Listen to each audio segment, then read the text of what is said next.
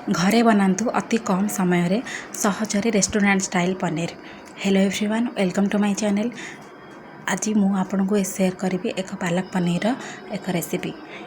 एथिपाई आमे प्रथमे पानी रे पालक पत्र नहीं जावा, साग, तापर काजू आ किछि आलमंड बादाम पकईदबा, भल भाव में सिझाईदबा जमती भल भाव में सिझीज। घोड़ेवा भी आप चाहिए घोड़े पारे, बट घोड़ेवा भी आवश्यकता ना। यहाँ सिझिला भितर आम सेपटे गोटे बोल रे दही नवा, तापर हलदी गुंड, लंका गुंड, मसला गुंड 3 इनग्रेडिएंट्स पकईकी भल भाव में गोड़ेदबा जमती भल भाव में मिसीज दही सहित।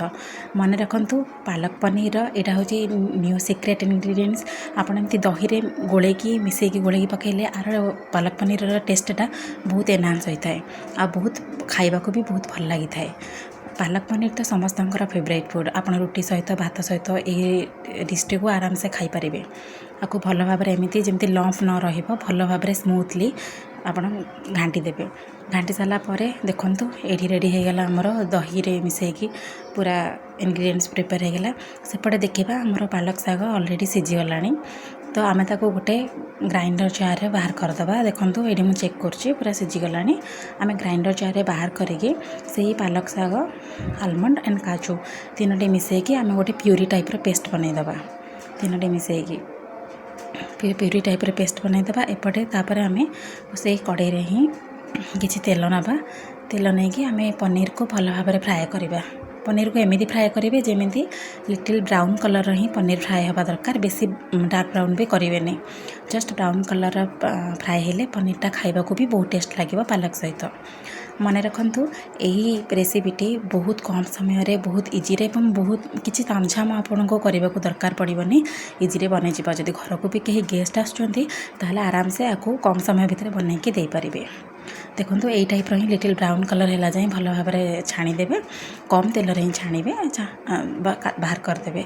से तेल ही आम जीरा, तेजपत्र, गोटे तेजपत्र पकई जीरा एवं अदा को छोट अदा को चाहिले छेचीदेवे क्रश करके पकेबे।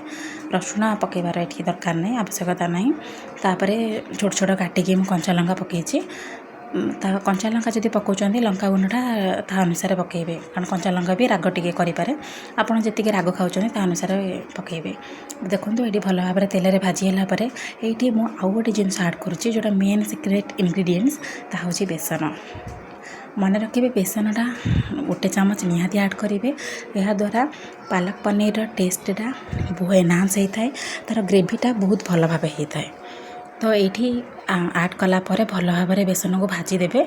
जमी बेसी भाजी हेनी कि कम भाजी, कंचा बेसन कंचा रही बस भल भाव में भाजी देवे, जोड़ा कि बहुत टेस्ट को एनहांस करे पालक पनीर। यहाँ हूँ तार सीक्रेट इनग्रेडिएंट्स। तापर आमे जो दही रे गोलेकी रखी लंका गुंड, हल्दी गुंड, मसला गुंड सब जो गोलेकी रखी फेंटिकी ताको आड करेंगे। मन रखिए दही रे पेस्ट टी पकेला पूर्व चाउल टिके सेम करदे, नचेत जोर चाउल करेंगे। मीडियम बेसी चाउल अधिक करने द्वारा आपड़ मन रखिए सब कषि कषि दहीटा को एमती कषिबे जमी तार तेल बाहरी पड़ो। तेल बाहर ही दहीटा भल भाव में है आप जानवे। मन रखिए जाल तो बंद करदे, ना जाल अधिक करेंगे, ना दहीटा मे भी छिंडी जाइबार चांसेस थाए। से मुझे कहीदे। तापर आम जो पालक प्यूरी बनई से पेस्टटा ये पकईदबा। पालक पनीर कलर ये आप देखुं कौ टाइप कलर अच्छी। आपको भल भाव में कषिदेला तार कलर चेंज होमती कषिबे जमी प्यूरी टिके कलर चेंज है जाए भल भाव में कषिबे। ऑलरेडी आमर पालक साग जो जेहेतु सिझी जाइए तो बेसी टाइम भी लगेनि कषापी। दही आमर दही मसला गुंडा सब कषि हो जाइए, तो पालक भी बेसी टाइम लगेनि। तो पालक ये मुझे स्वाद अनुसार लुण पकई दूची। तापर भल भाव में पालक सागटा टिके कषिला पानीटा जमी तार फुटीज। फुटीगला आम आ कि कर आवश्यकता नहीं। तापर आम पकईदबा पनीर। आम जो छाणी रखी थे पनीर, से पनीर आम ऐड करवा। ये देखो पालक साग आमर जो प्यूरीटा फुटीगला तार कलर भी चेंज हो आसला। तो आप जानीदे ऑलरेडी ऑलमोस्ट हो गला। तो आम ये पनीर पकईदबा। पास किसी करार ना, पनीर पकईला आप मसला गुंड स्वाद अनुसार पकईबे और ताको भल भाव में फुटवाक देवे। भल भाव में फुटीगला 5 ରୁ 10 मिनट भल भाव में ଭଲ ଭାବରେ ଫୁଟିଗଲା ପରେ ଆପଣ ଜାଣିଦେବେ ଆପଣଙ୍କ ପାଲକ ପନିର ଅତି ସୁନ୍ଦର ଭାବେ ରେଡ଼ି ହୋଇଗଲାଣି। ଏହି ରେସିପିଟି ଆପଣ ଘରେ ନିଶ୍ଚିତ ଟ୍ରାଏ କରନ୍ତୁ। ବେଶୀ ତାମଝାମ ବି ଲାଗିବନି।